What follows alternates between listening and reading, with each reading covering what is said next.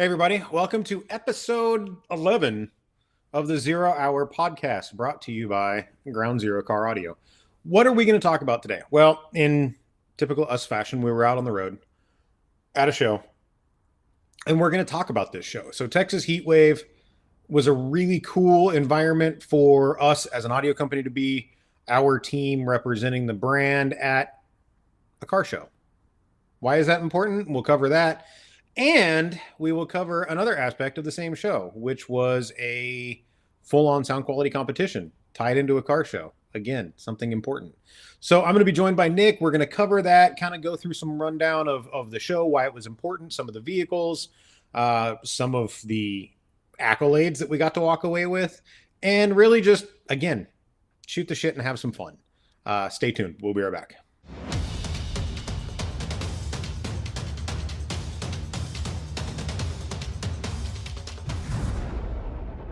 And here I am with my friend Nick Wingate, and we're going to talk about this Texas Heatwave event. And one of the things that I want to mention is the importance of the fact of what it was just in general. It wasn't a car audio show. It wasn't a truck show. It wasn't a car show. It wasn't a bike show. It was everything, right? Yeah, it was all of it. And we had a conversation about this when we got back from Austria, of this thought process of tying the worlds together. If you're into cars, why can't you be into audio? If you're into audio, shouldn't you be into cars? Bringing some bikes into it. I think Andy brought a couple and wowed some people in typical Andy fashion. He most certainly did. Well, and I want to rehash this because now we've done it, theoretically on American soil, so to speak. But yeah, why is it important to have a show like this? Well, I think it goes. Let's face it. This goes hand in hand with the lifestyle, because that's what this is. Whether it's cars, bikes, audio, we're all still talking about transportation and enjoying the music while we're going somewhere. Mm-hmm. Yeah, and I think we lose sight as an industry that these are the people that we have to reach. Mm-hmm. For the simple fact that, you go look at the vehicles that were at Heatwave, they're $100,000 plus. I mean, a lot of them. And they're very proud of them, which they should be. I mean, paint jobs are amazing. The engine work is extraordinary. I saw a GMC Denali 4-door truck that I know had $250,000 worth of lift kit on it. I sat there. I literally walked underneath that truck. That's insane. And it's not my cup of tea. It's not your cup of tea, but it is his. And he had an audio system in it. And I kind of looked at him and I said, "Hey, man, you might want to come inside and come take a look at what we're doing," because he had no idea about the sound off. And he did. And he was blown away. He had absolutely no idea anybody can make a truck sound, like we can. Yeah. As an industry, and it was just blown away. So, this is the continuation of, us going out and trying to get the community to understand that you're going to have to go to these people because they do not know we exist. And I was going to ask that because a lot of the conversations we've had lately are, who is the target market, right? The person that walks into a car audio shop is becoming few and far between. Yes. So like you said, we're having to go places. We've spent time, you've been to Expona, you've been to some of the high-end shows. We've been, international.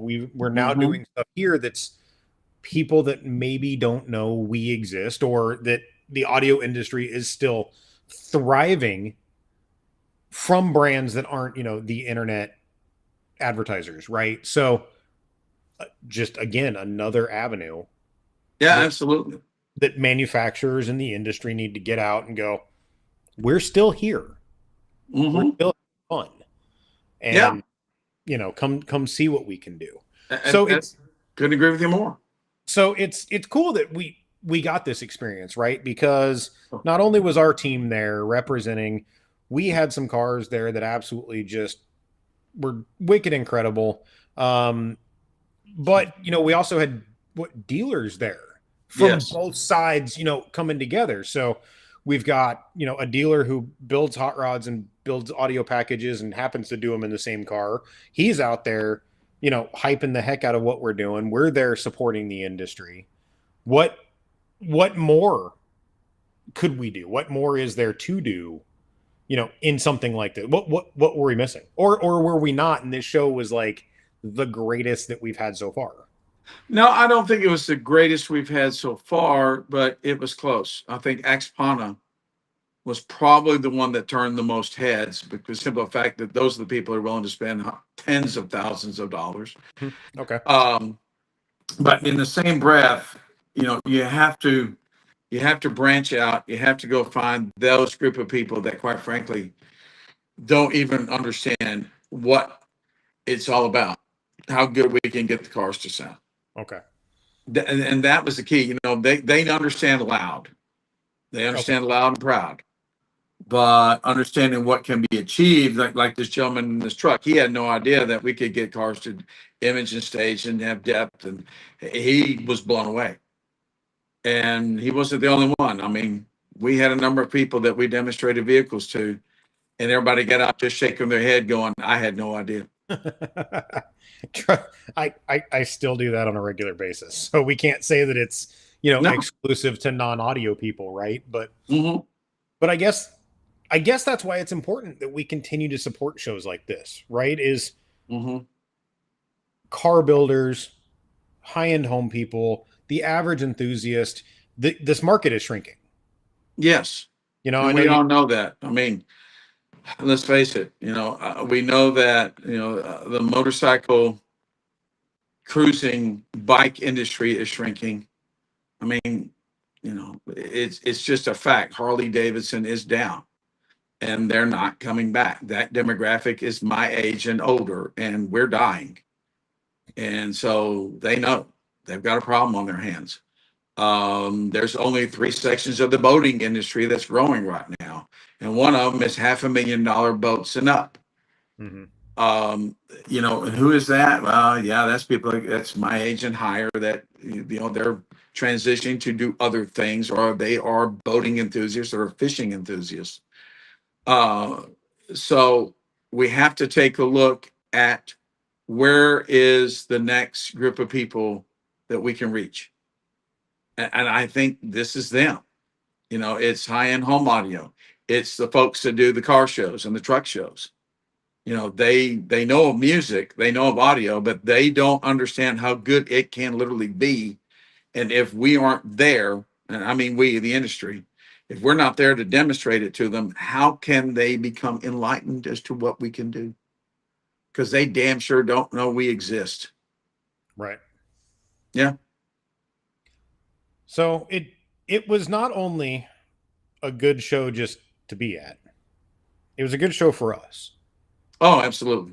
We can talk about the greatness of the industry and how we continue to support it, but at the same time too, let's be a little selfish here. How was Ground Zero at the show? Well, we were the only audio manufacturer who was actually had a presence. There were dealers in the Austin area that were there. So in that respect, it was us. We had one, two, three. We had four cars that were entered. Not only there were three organizations, sound off organizations that were there, but they were all entered, with the exception of one, in the money round. There was a rather interesting event that took place in which 18 cars bought into what is basically a round robin tournament. Um, they set it up to where you literally would pick a card from a deck, and whoever drew an ace of spades would go up against the person who drew an ace of hearts, or two of clubs, two of hearts, and so on and so forth. So it was not done by classification. It wasn't done by power. It wasn't done whether I was an expert up against an amateur. It was a random draw. And there were two and sometimes three judges that listened to the cars using two or three songs. They got together and chose a winner. And when it was all said and done, we had the second place car and the third place car. going In up against a car that has about 1,000 hours worth of tuning in it. Yeah, that's pretty incredible from a brand perspective. You know, to Oh, know that yes. just out of all the competitors, they just happen to Absolutely. be our cars. And you know, not to sound conceited, but we all know that our products belong there. Like you Oh, and I know, there's no right? question. So it's one of those things that not only and hopefully what this entire show was hopefully other vendors pay attention, other manufacturers pay attention. I think given the people who were there, and given the amount of foot traffic that we had come through the doors, I think they should, because when you're talking about having a captive crowd, this was it. Because there's only a few buildings in the facility. And, when you're, honest to gosh, trying to beat the heat, Mm-hmm. you're going to come in this building. And this is where we were. And we had a number of people go and look at all the, the products we had laid out on the tables. And they were shaking their heads going, what is this? What is this? How does this work? How much is this? I've never heard of this. Go listen to this car, get out and stare at us and go, there's no way. There's no way. And that's the reason we're there. We have to promote the brand, but we also have to promote what we can do. Yeah, it's And not just products on a table, like you said. It's no, oh, this is in there. Go listen to that. yeah, absolutely. And so people, were just blown away. They could not believe what they were hearing, like in Tommy Spears' truck. Wow. They could not get over that Tommy had $3,800 worth of gear in his truck. And it doesn't sound like it. It sounds like it's 10 grand. Wow. And it's funny you mentioned Tommy's truck because when we come back, I want to talk a little bit about why that truck is important and why Yeah. we've seen it all over the country over the last it's a 24 like year and a half, 2 years, and some of the other cars that were there, and again why it was important that they were there. So hang on for a second and we'll talk about your world, which is competition. We'll be right back.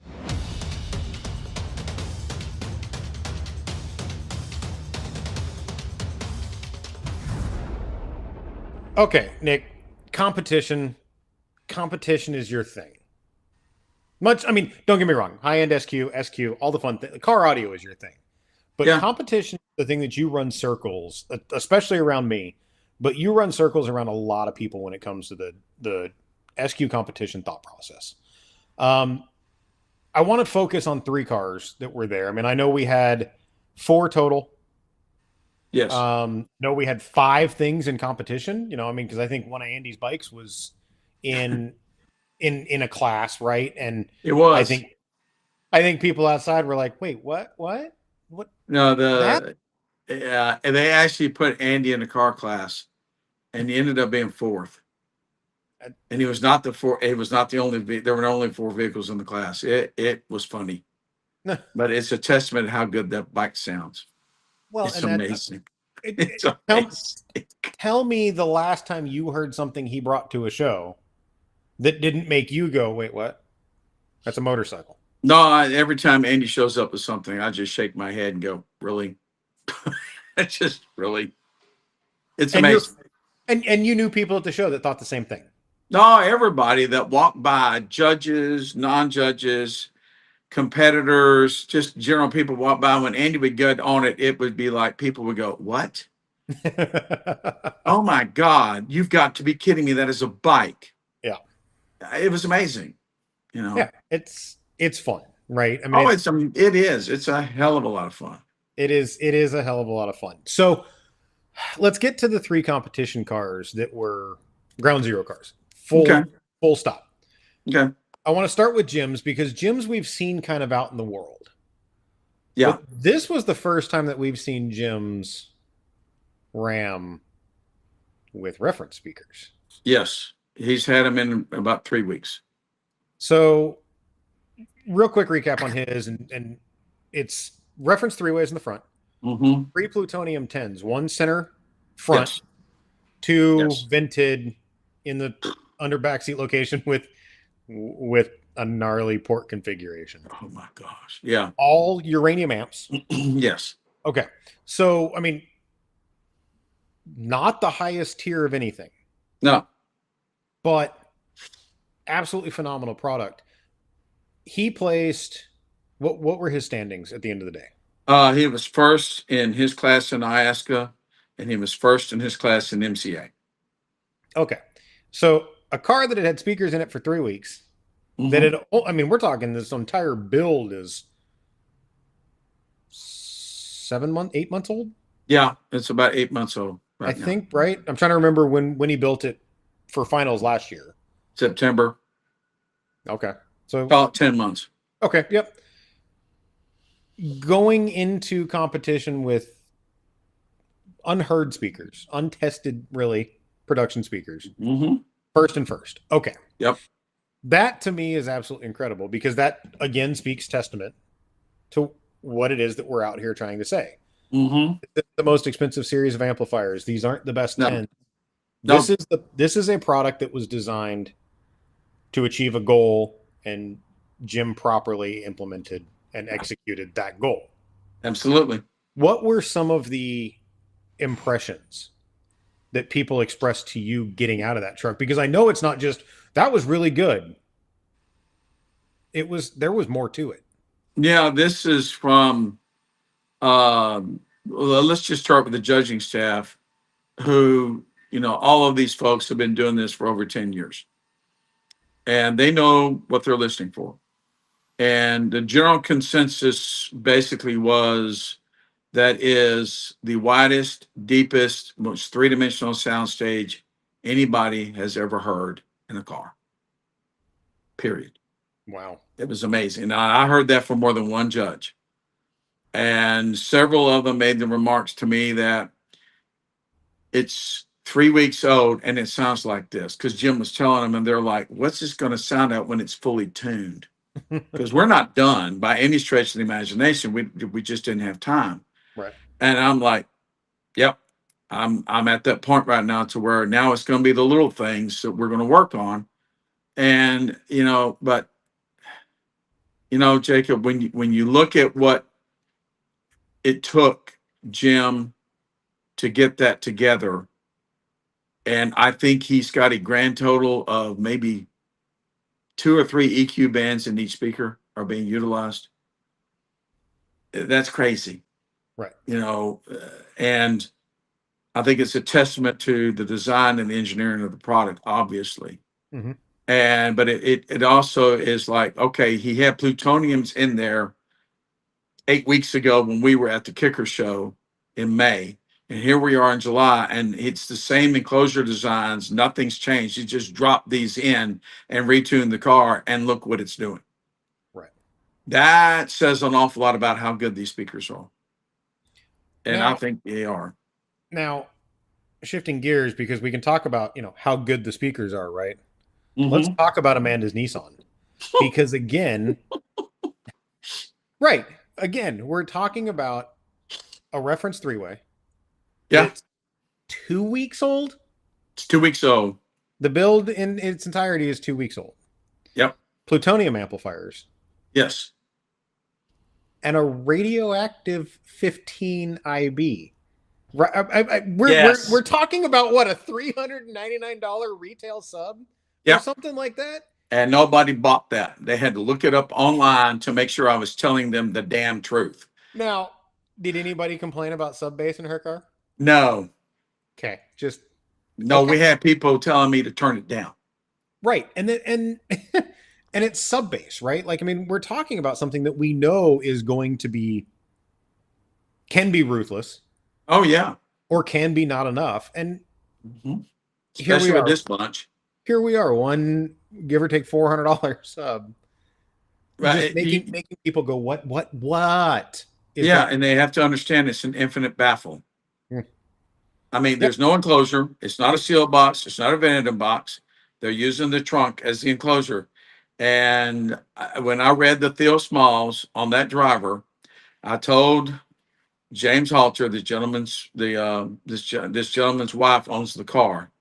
I told him, I said, build this as an infinite baffle sub and go with it. And he was like, "Are you sure?" I'm like, "Yep, I am sure." Yeah. And he called me the day they fired the subwoofer up. He called me and he goes, "You were not kidding. Oh my gosh." Now that's not the words he used, but I'm not going to tell you what he used. But he was blown away. And everybody that got in that car was like, it's an infinite baffle 15. Oh my gosh, really? Yep. We're going old school. Yes, sir. And it's not even, infinite baffle, right? It's just trunk baffled into a leaky trunk. That's all it is. And they sealed as much of the trunk off as they could, but we found a leak. Well, hey, guess what? Okay, whoop-de-doo. Yeah, I mean, it didn't matter. It still No, sounds phenomenal. and that again is what's really fun about this, because we've gotten, okay, these two cars have the same set of front speakers, right? Yeah. But entirely different amplification thought process, entirely different sub thought process. Absolutely. And they're both out there competing. Now, Amanda competed. Yes. Where did she place in her? She was first place in IASCA and she was first place in MCA. Same as Jim. Why am I sensing a theme? I'm just saying, Okay, I'm just curious, because I don't, competition's not my thing, but yeah, I mean, you're looking at 3-week-old builds, 2-week-old builds, beating cars that have got years on some of them, that they have worked on their systems, thousands of hours of tuning time. And these cars did what they did with basically the minimum amount of time necessary to get ready for a show.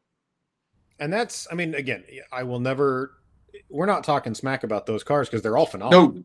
No, there's former world champions that were there.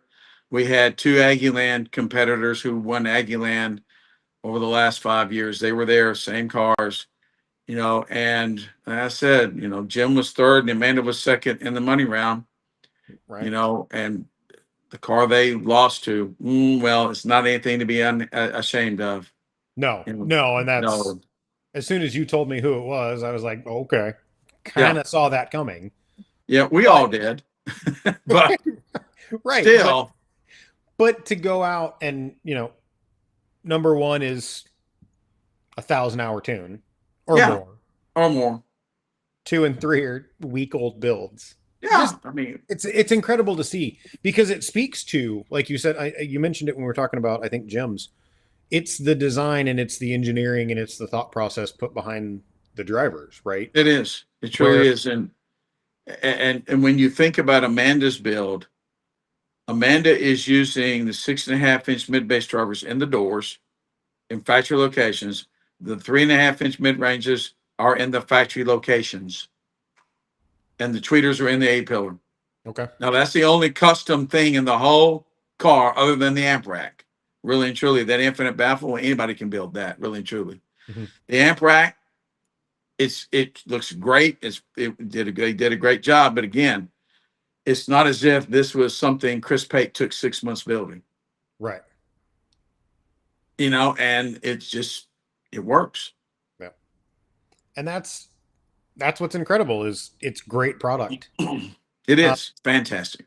So that brings me to the third car that I want to talk about, which is Tommy's truck.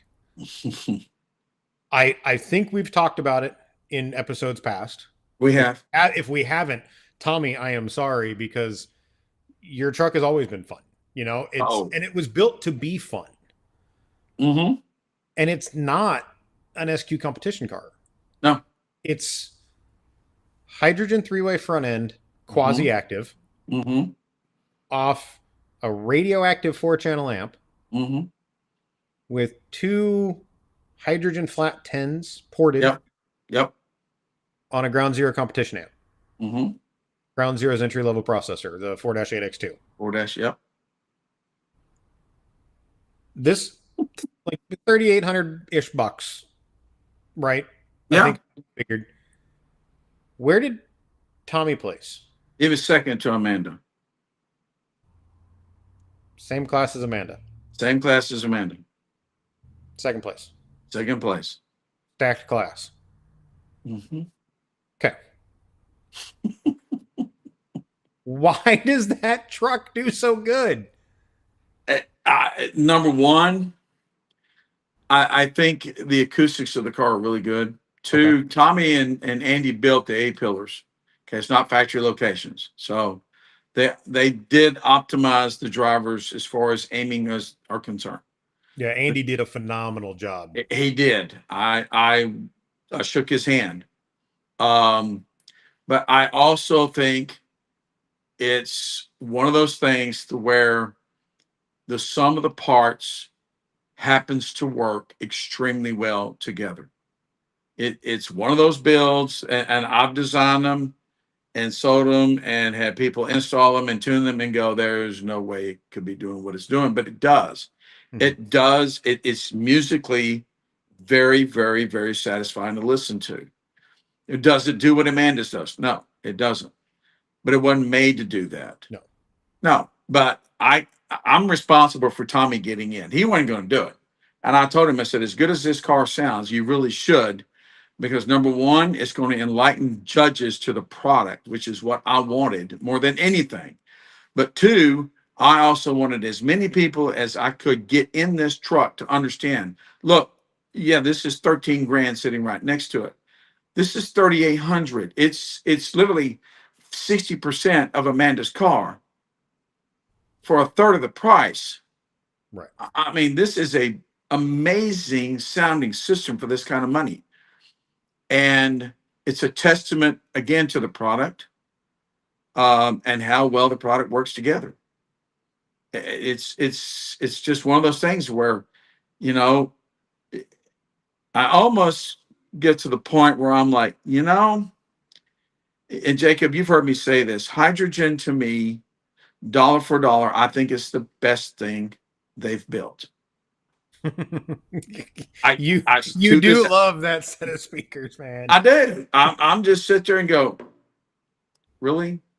I mean, they sound this damn good. And every time I listen to Tom, I mean, I tuned Tommy's truck to go to battle, as we say. And when we got through with it, I'm like, well, it's going to score well because it does everything really, really well.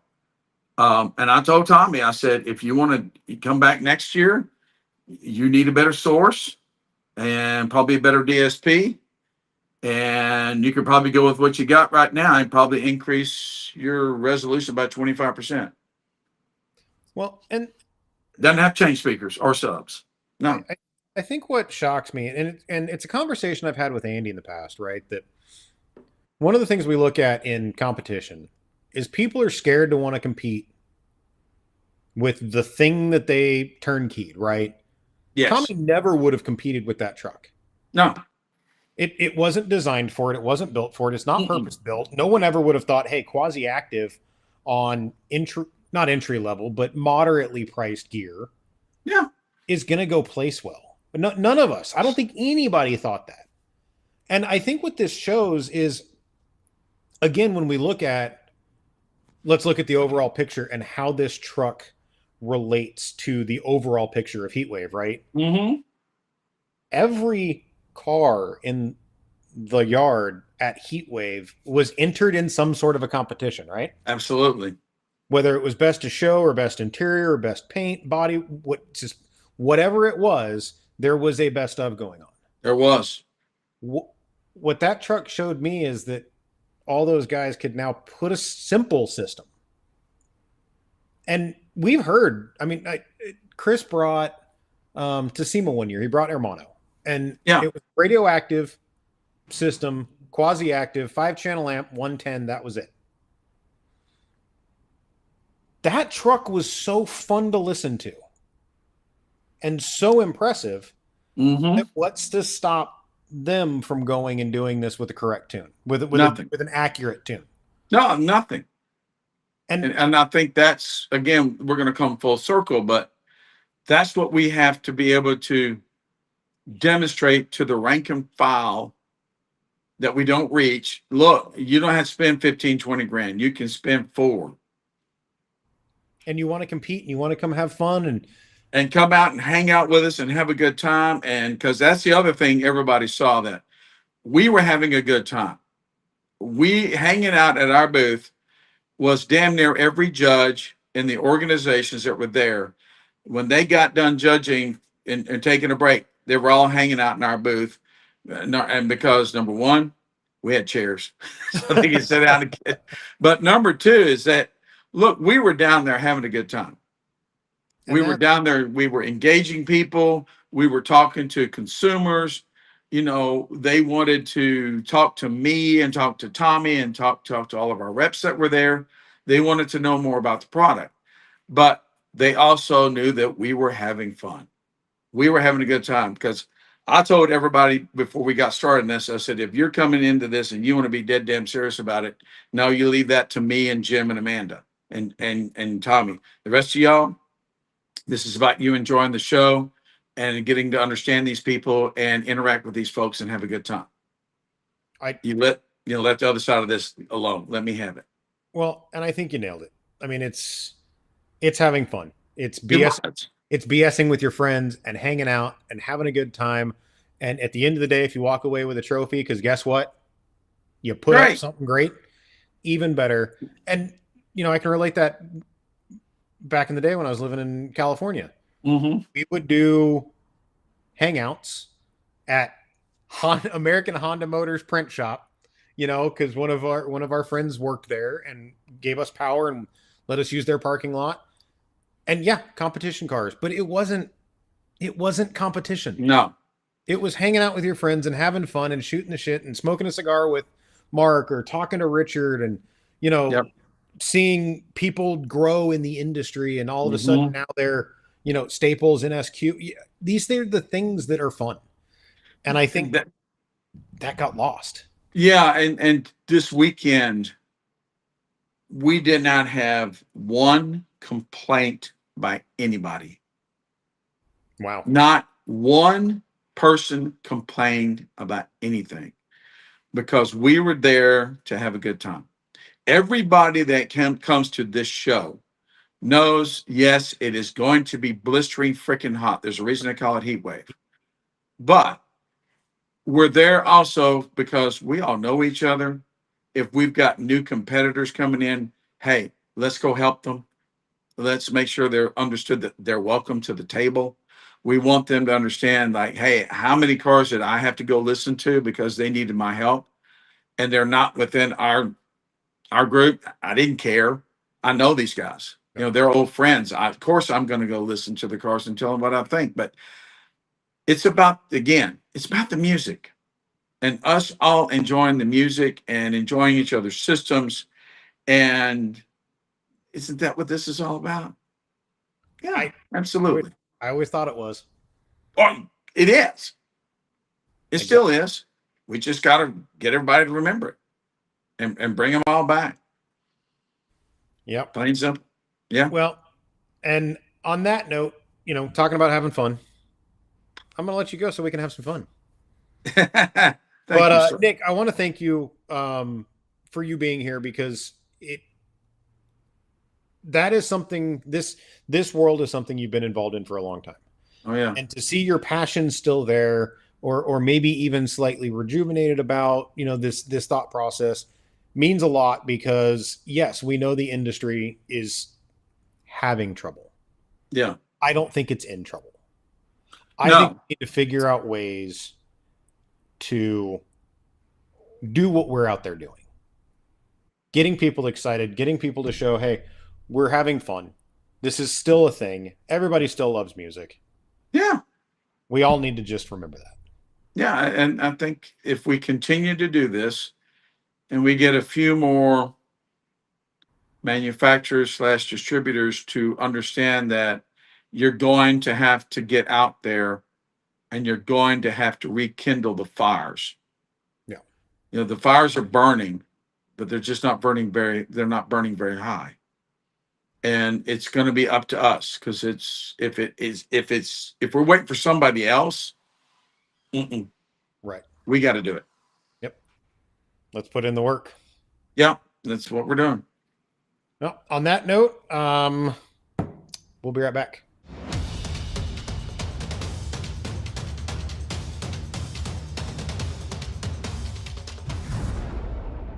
Heatwave in a nutshell. And of course, we went off the rails a little bit because it's not just about a show. It's not just about Ground Zero. It's not just about the industry. It's for us, it's how do all these things go together. And we still have to have that love and find that love for this industry and get other people to understand why we love this industry. And that's why I love talking to Nick and our guys and everybody who goes to these shows and just gets to step back and go, I'm glad I'm here. I'm glad I'm still doing this. So there you have it. We Ground Zero equipped vehicles won some trophies, which is always fun to kind of brag about. And they did it out there having fun, which is, let's be honest, all that matters. We'll be back next month with a topic to which I don't know yet. So hang on out, pay attention, keep your eyes out. We'll have some fun. We'll see you next month. Don't forget to subscribe on the things at Ground Zero USA, and we will see you in August. Have a good one.